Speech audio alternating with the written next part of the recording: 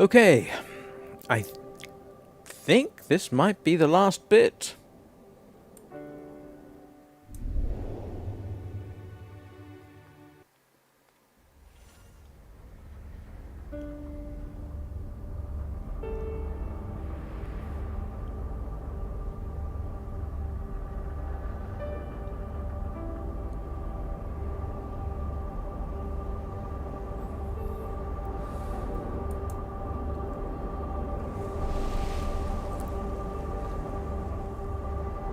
I'm not sure if I'm supposed to go in here. Oh, I am. Alright.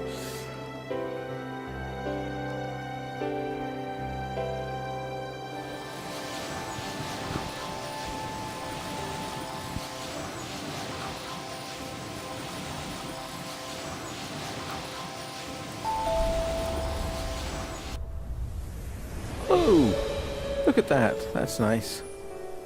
Oh, and now... Oh, okay, this does have sort of a feel as being the last bit, because you've got that, well, it looks like a walled city. Alright, let's go pick up our petals.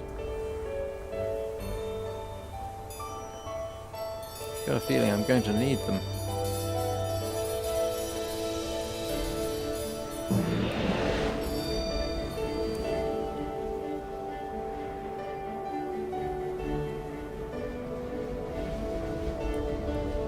Yeah, I'm just going to get back.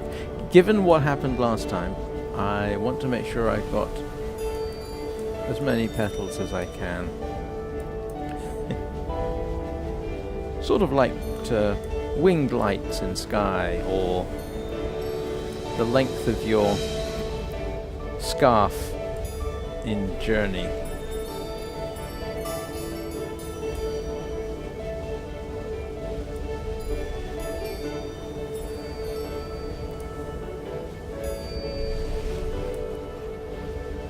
I suppose I shouldn't be surprised if some parts of it are going to be dependent on how many petals you have. It does fit in kind of with some of the play styles we've seen.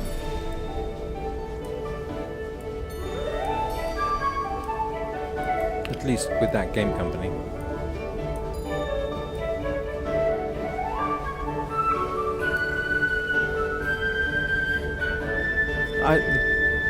I've got a feeling about this.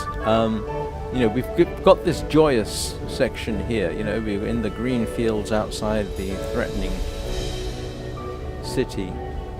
So is this the last bit of happiness before we sacrifice ourselves, do we think? That would actually be... that's an interesting theme to think about for a second. I'm not sure if I should even mention it, because if you haven't played Journey, you won't... I don't want to spoil it for you, and if you haven't played Sky and are planning on it, I don't want to spoil that either. So I tell you what, I'm not going to talk about either one of them too much.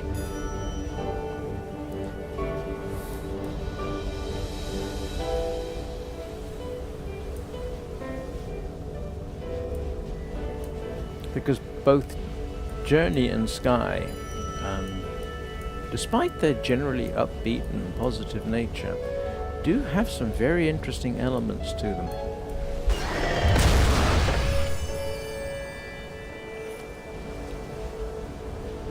Oh, that's not so bad. I probably don't have to go over here, but we'll do it anyway. Ooh, here's a thought. I wonder if your apartment is somewhere in this, you know, the apartment that you start in, or the room. I wonder if that's supposed to be in this city. That would be interesting.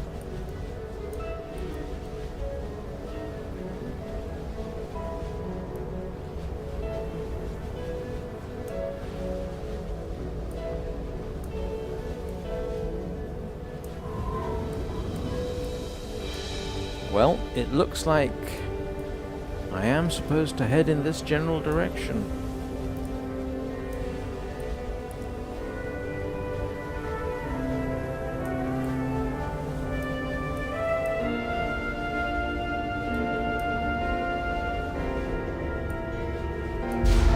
Oh, that's what you're supposed to do.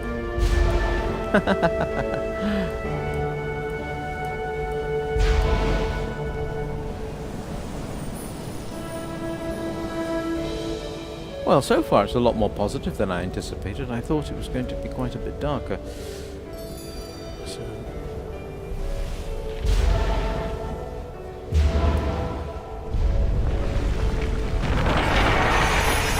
oh, oh, that's kind of interesting. The implication that we're actually restoring the city. I mean, I suppose the message might be to become more in harmony with nature, get rid of all the rusted and decayed things. Yeah, that's interesting.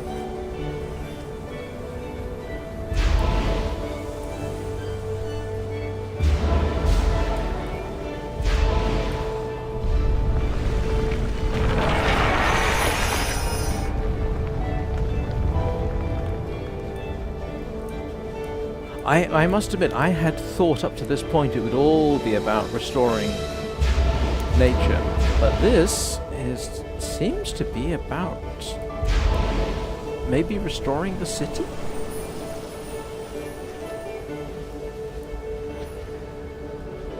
So that it's not so grim?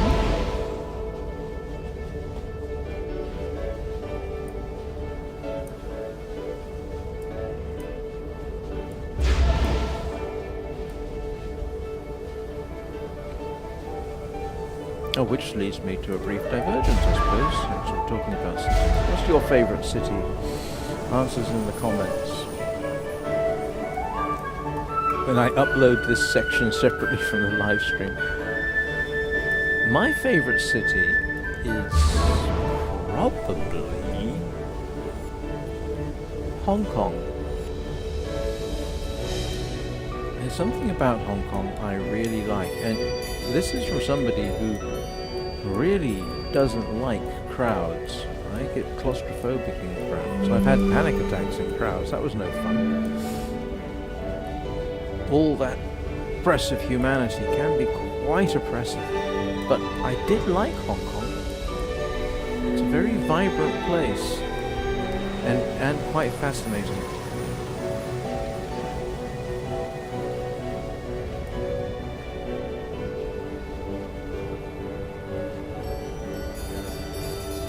It's an interesting. You can.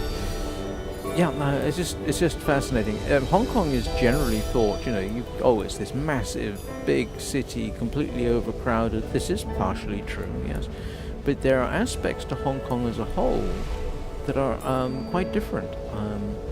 For example, most of Hong Kong is not actually built on; it's too mountainous. So there is significant countryside, and that's even on the mainland part of Hong Kong. There are actually villages in the countryside around Hong Kong.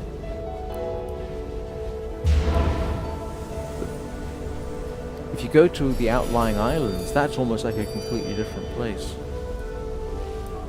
I once spent 2 weeks living in a holiday apartment in Chung Chau, which is this island out in Hong Kong Harbour, and that was quite fascinating.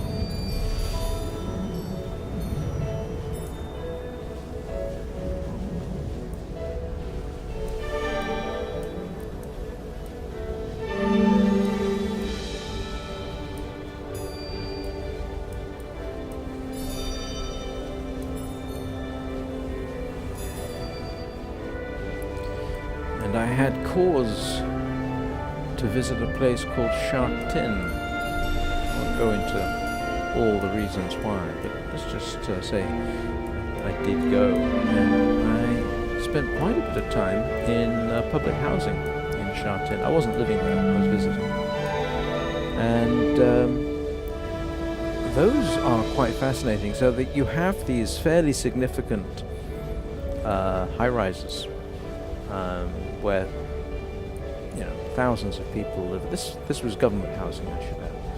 And in Sha Tin, so you have this major construction. I don't know how many people lived there, but I think it was in the tens of thousands. 20,000, something like that. And it was more or less self-contained. So you've got this, I think it was 4 main buildings for residential. And then part way up, you have this kind of plaza, and you've got shops, restaurants, even a hairdresser, all contained there. So you didn't have to leave to do much of your shopping. And the place had its own rather large bus station. And I think this is not untypical of a lot of public housing in Hong Kong.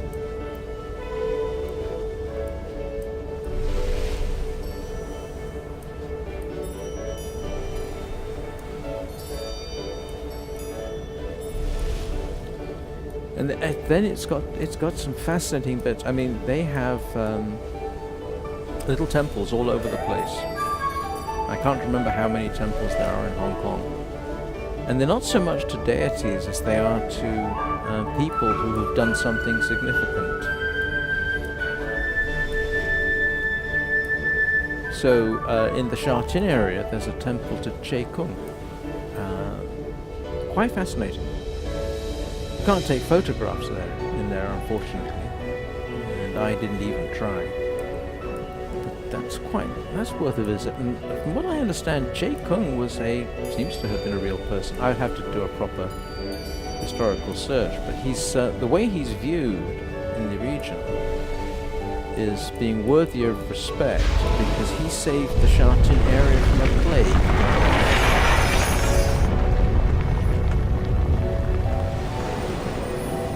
So they still pay respect to him hundreds of years later.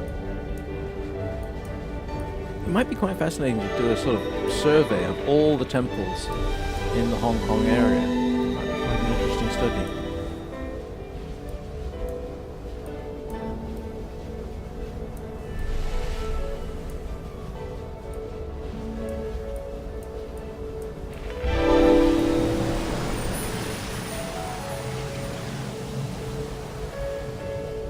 Oh, I see. You have to remove the dirt and corrosion, and I suppose that's from pollution.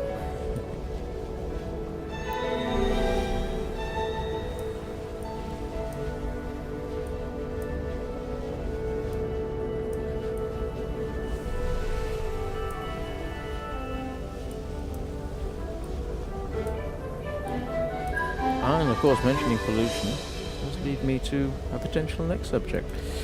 Hands up anybody who knows what the constituents of rainwater are supposed to be. So obviously it's not pure water. And so I'm saying, rainwater without acid rain. Which acid rain is caused by, I'm trying to remember, is it sulfur dioxide or sulfur trioxide dissolved in the water? Well, natural rain actually can contain 2 types of acid. CO2 dissolved in rainwater gives you carbonic acid. And lightning strikes, and you may be wondering where am I going with this, lightning strikes. Actually, one of the things they create is nitrous oxide. I can't remember which oxide of nitrogen it creates, but that dissolved in water, I think, creates very dilute nitric acid.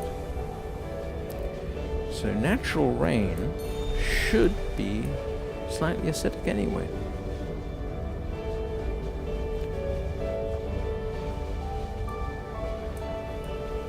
And that's not counting all the stuff it picks up from the atmosphere, naturally. Rainwater can contain fungal spores, it can contain bacteria, all natural, all from the atmosphere. Which is why, incidentally, if you collect rainwater to drink, you have to, it's not technically drinkable. You should boil it at the very least. preferably filter it. Oh, that's kind of pretty.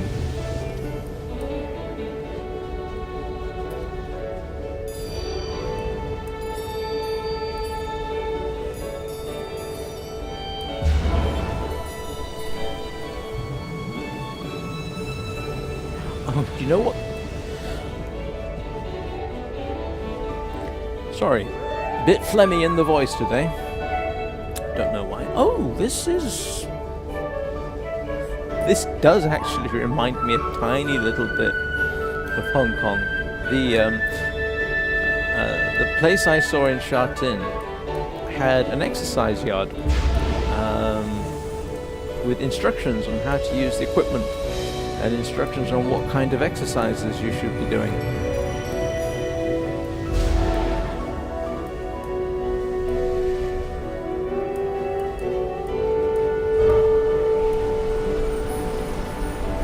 Oh, wow. Look at that.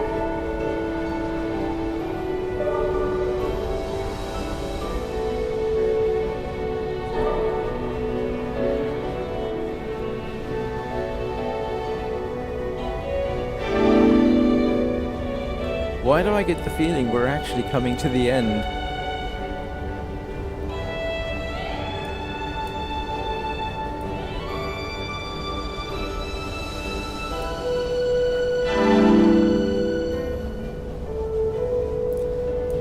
But that certain burst of color in the buildings.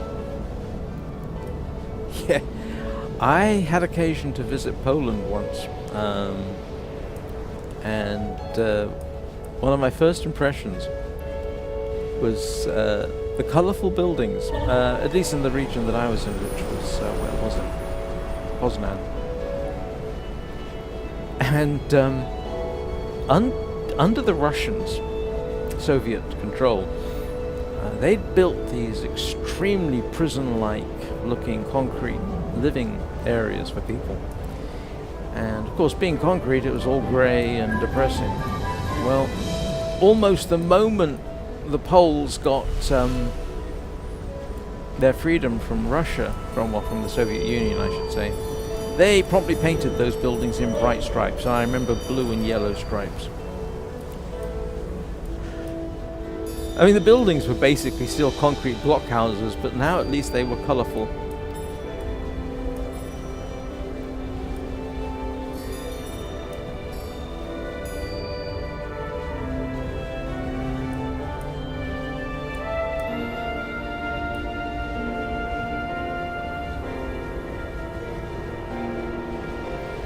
I'm supposed to be up here, aren't I?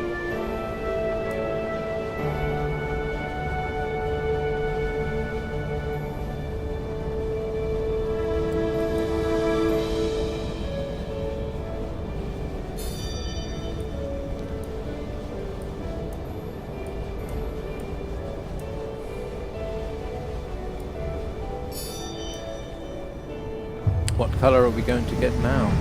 Oh, more red.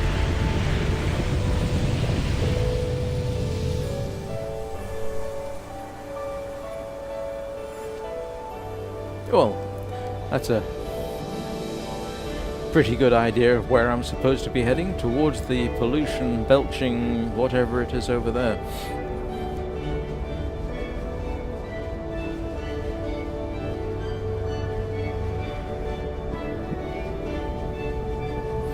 When I was a kid, and we're going back to the 1970s now, that kind of thing actually you would see quite often, places like London. It's changed a lot in my lifetime.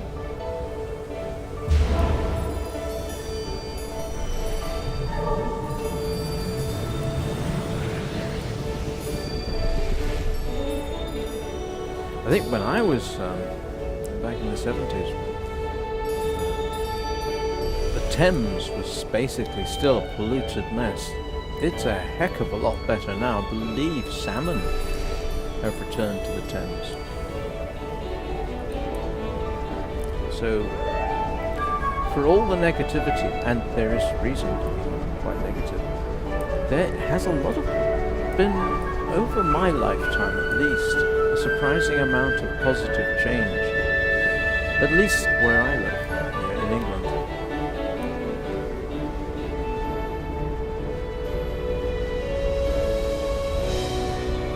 And he is hoping that change continues. For the better, I mean. And if you want some idea, this is actually somewhat before my time. London used to have these dreadful, dreadful fogs called pea soup fogs that literally could kill people if they had respiratory conditions. That was sort of, I want to say 50s, early 60s. Well, they fixed that. You don't get them anymore. Atmosphere is a heck of a lot cleaner than it used to be. At least somewhere like London. I imagine other cities as well. So it's not all negative.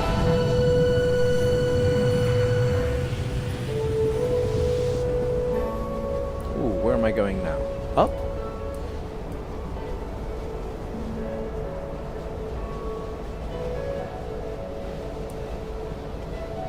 Oh, I've been up here.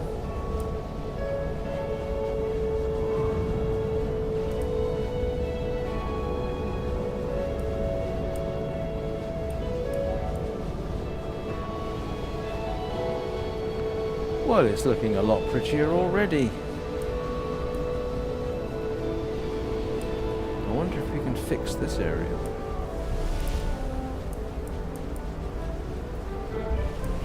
Oh! Yes, I can! Oh, that's quite satisfying. There was another area like that. I feel obliged to sort of clean that up too before I progress. Was that the last such area? Ah, yeah. Let's see if we can fix this. Yay!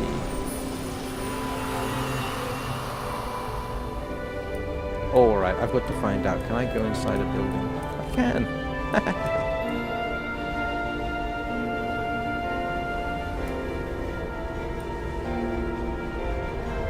So, am I ready to continue? Is there anything else I need to fix? Oh, there's this, and I assume that means what, I head for the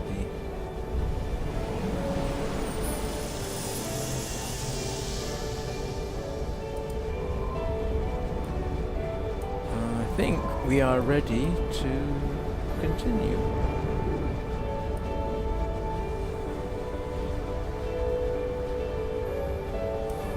I suppose this would be where the replay value comes in. Can you tidy up the entire city?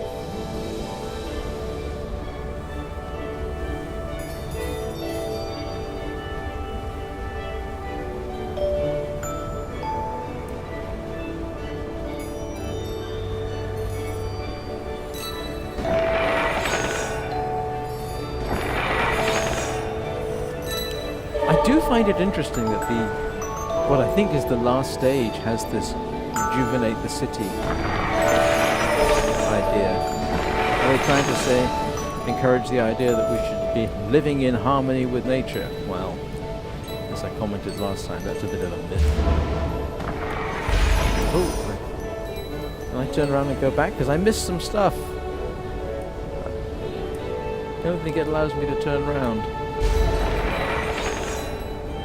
Ah, come on, I want to turn around. I didn't know what I was doing. Or am I simply going too fast? I'm going too fast, aren't I?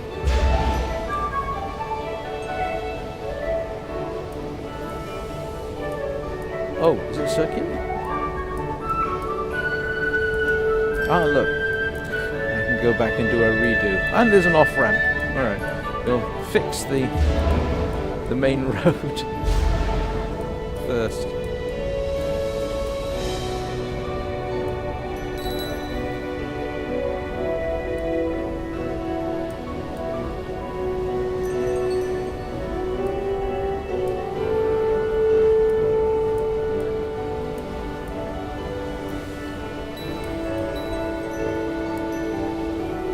I suppose this is one of those just go round and round until you get everything right.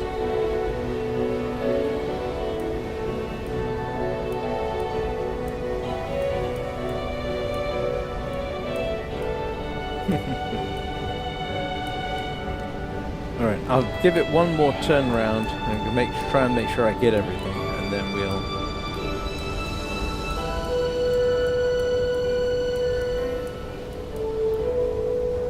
head back.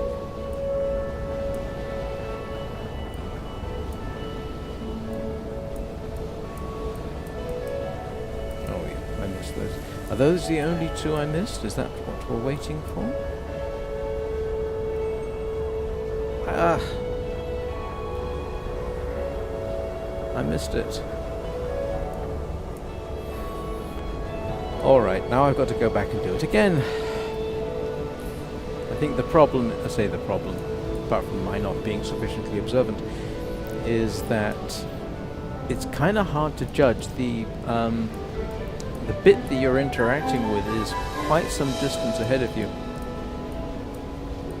So there's an interesting balance they're having to create there between the visual effect of the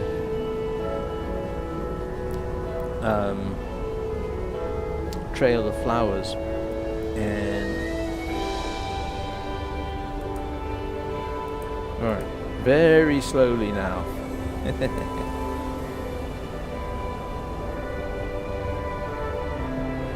Oh, I missed again. Oh, you're kidding me.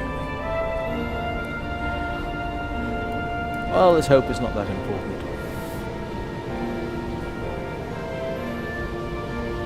I don't feel like going round again.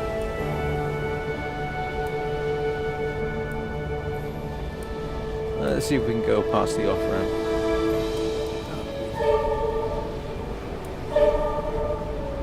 Let's try not to go so fast. Yeah, that being this far behind does make it difficult to judge.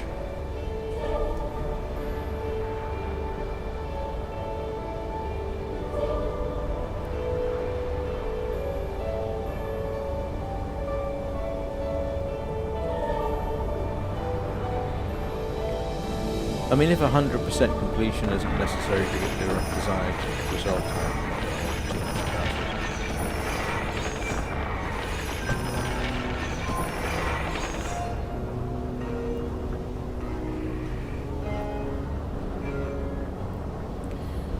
So here's a thought for anybody watching after the live stream. What should I do for Christmas? I've been thinking about doing a live stream Christmas Day.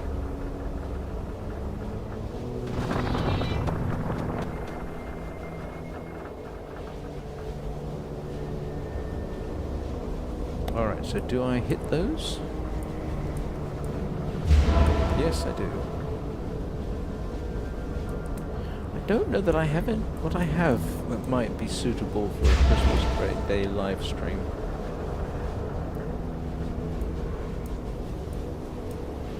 Oh, that's nice.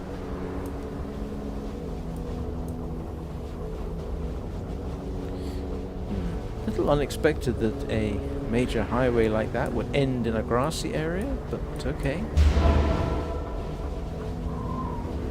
Maybe I've completely misread the meaning of all this. Because I thought we were bringing life back to the city. Now, I'm not so sure.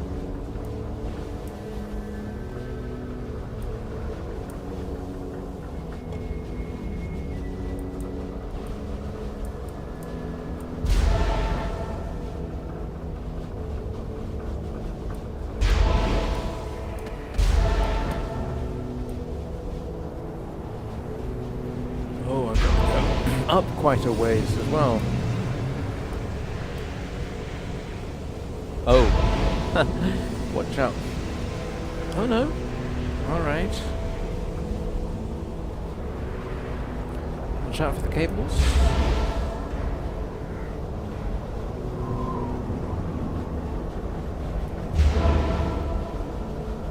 Whoa, this segment's going to be quite long. Let's have a look, see what's up.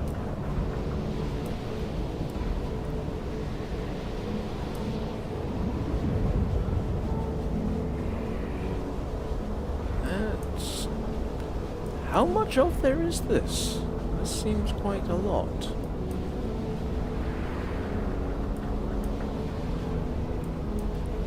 can't see down very well. This is about as far as I can see down, so... That looks like a multi-story car park.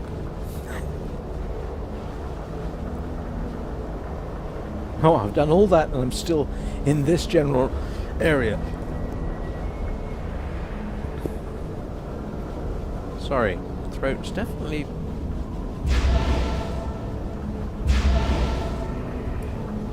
a bit phlegmy today. Don't know why. Hope I'm not coming down with something again. That would be most irritating.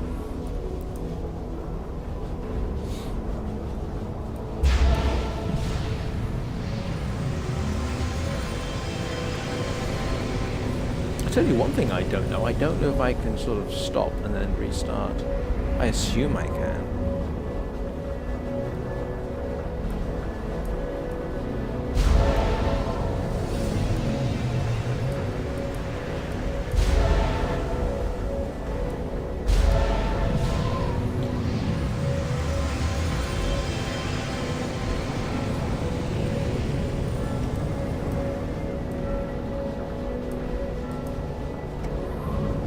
I want to get this... There we go.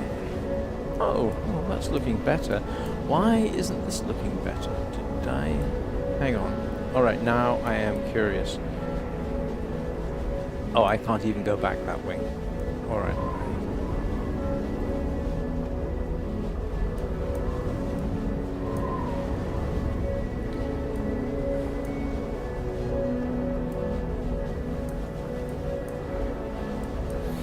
Wow, that blizzard is of petals is somewhat in the way.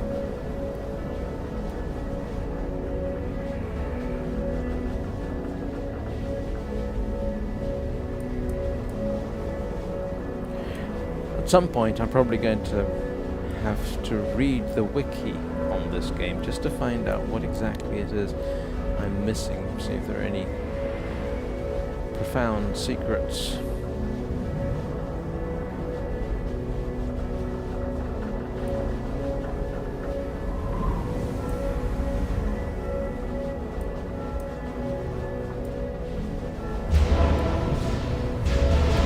Oh, look at that! I don't have to break them all individually, apparently.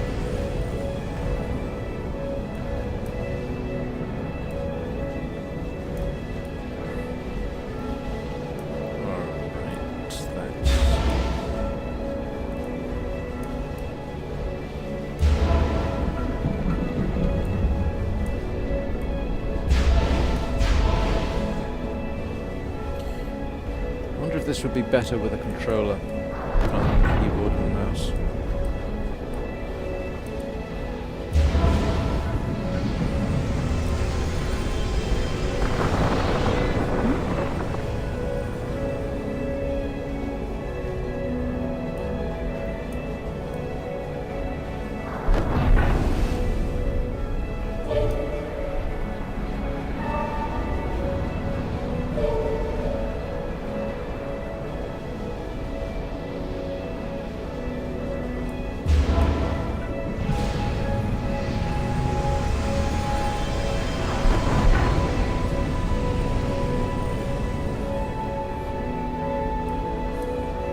You know, even if there isn't a huge amount of replay value to this, and I might change my mind on that. Tell you what, as a game, it does make me smile.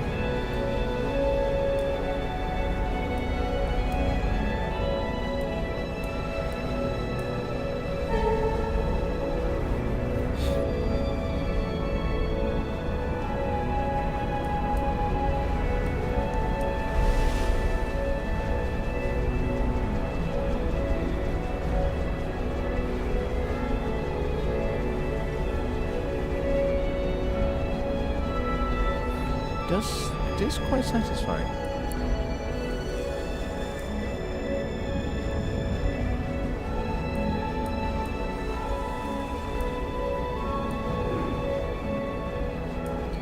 And given that it's quite cheap on Steam right now, I mean it's literally about £3, £4. Yeah, it's worth a purchase even for a quick run through. Arguably.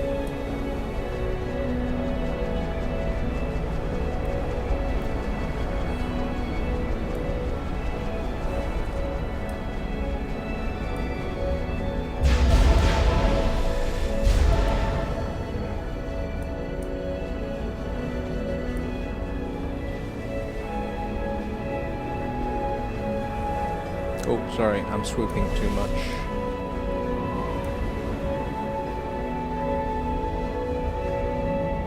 Bit fast there.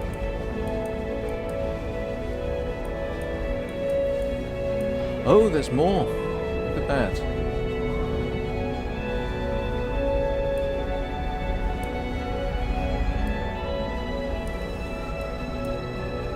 Alright, was that where I was heading anyway, or have I missed stuff over here? Ah, do you know what this sort of reminds me of? Has anybody seen Princess Mononoke? The anime. Fantastic piece of anime, actually. That kind of reminds me of... Oh, there's a sort of regeneration, rejuvenation scene in it.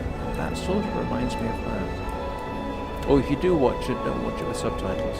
Sorry, watch it with subtitles. Don't watch the dubbed version. It's better in Japanese with subtitles. Just my opinion. But then, to be honest, when it comes to watching foreign movies, it's always best to watch them in the original language with subtitles. You get to hear the language, which I find adds greatly to the movie. I was particularly delighted, when was it? A couple of years ago. My son and I went to see Godzilla -1. Which, by the way, is a magnificent movie. Not just a magnificent Godzilla movie, it's a magnificent movie. And it was in Japanese with subtitles. Perfect. My son's reaction was very interesting when we came out. His reaction was, that was one hell of a movie. Not one hell of a Godzilla movie, one hell of a movie, and it is. You could almost watch it without the Godzilla elements, and it would still be worth watching. And the attention to detail in it is remarkable. They really did their research on that particular era of Japanese history. This was, it's set right at the end of World War II and immediately post World War II. So got a lot of fascinating social commentary to make about that era and about that era in general. I thought it was a very brave piece of filmmaking. It's actually quite hard to watch, but it's still a very, very good movie. It's probably... I wouldn't say it's my favorite Godzilla movie, but it is a very, very good movie. I mean, if I had to pick my favorite Godzilla movie, it would be probably Shin Godzilla, and that's quite an impressive movie in its own right. It was some of the better Godzilla movies, and you may think this is daft, I'm talking about a kaiju movie, but some of the better Godzilla movies actually have quite a lot to say about Japanese society, culture, bureaucracy. It's interesting that they use it for that purpose. The original Gojira was 1953, not the Americanized version, the original,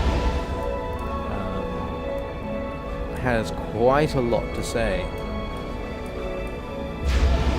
That is very worth watching even now. It's still worth watching. It was also, I should add, the first movie my son and I watched together when he was about 3.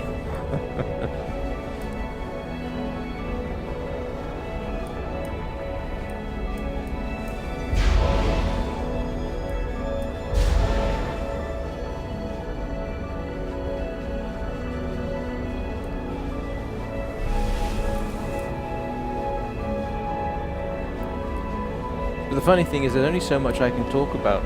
If you haven't seen any of these movies, and I'm really reluctant to talk about it too much because spoilers, and I don't wish to do that. So if you get the chance, watch the original Godzilla, watch Shin Godzilla, and watch Godzilla -1. If you only watch 3 Godzilla movies, watch those, and then you can go on and start considering the American versions. I don't really, I mean, as much as I do like the recent spate of American Godzilla movies, I generally prefer the Japanese ones. The American ones kind of strike me as trying to get on the bandwagon, although, you know, they are sufficiently daft in their own rights to stand on their own.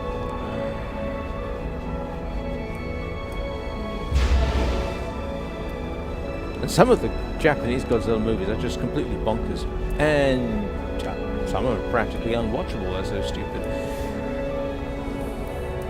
They are. Some of them are just dreadful. But then yes, I suppose you could say I'm a Godzilla fan. I did see Godzilla 2000 in the movie theater. That's a fun one. Wasn't expecting to talk about Godzilla movies today.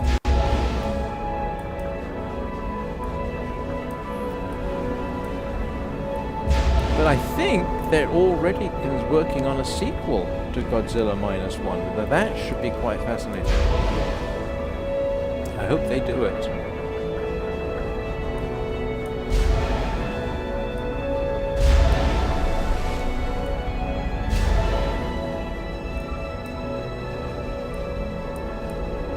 Deserves a sequel. I think, didn't Godzilla -1 even win an Oscar? I can't remember what it was for, but I believe it won an Oscar. I think it might even have won Best Foreign Movie. That's how good a movie it was.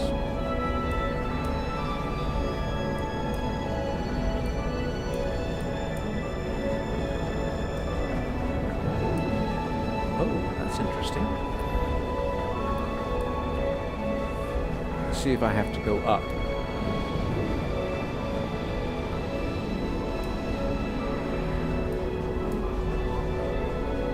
That looks like the Chrysler building.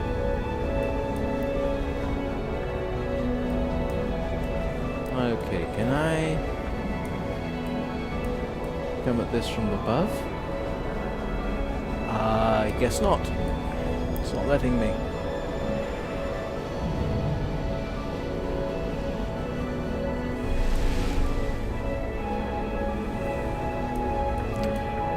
Got to admit, I think I preferred the earlier parts of the game to this, but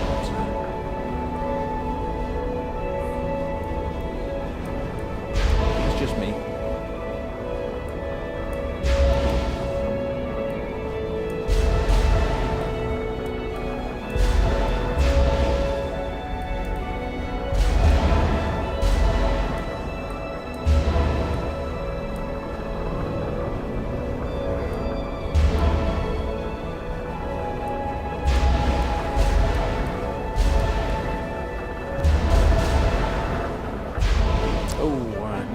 Lost control.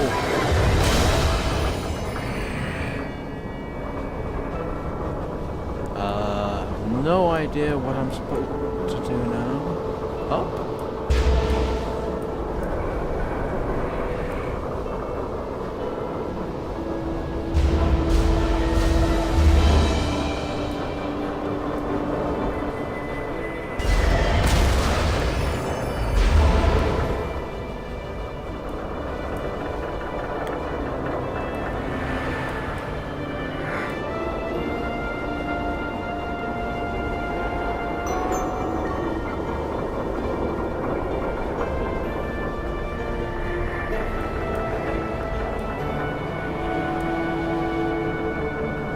Makes you wonder how flowers are growing up here.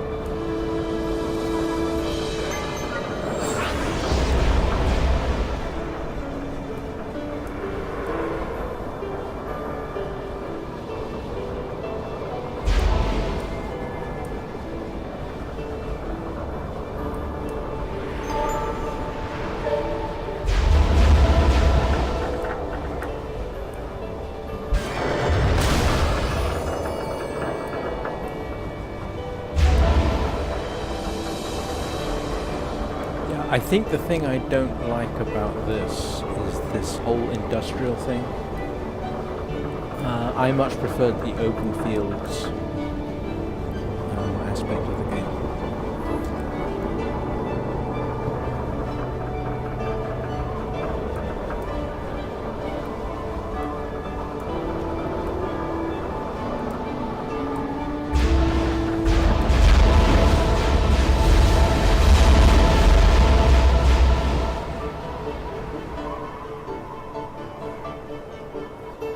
Oh, now that's a familiar scene.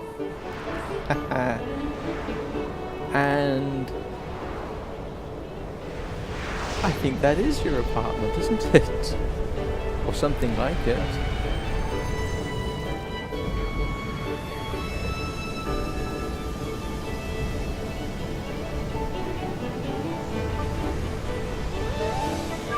Oh, that's beautiful.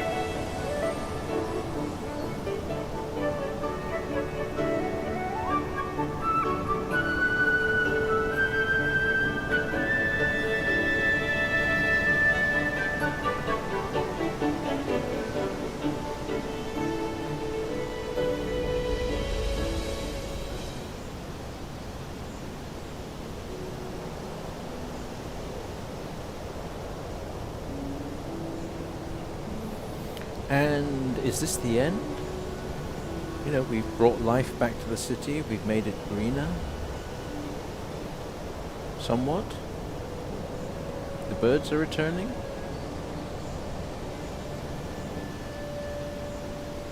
And I'm back to a yellow plant. Or a yellow flower, I should say.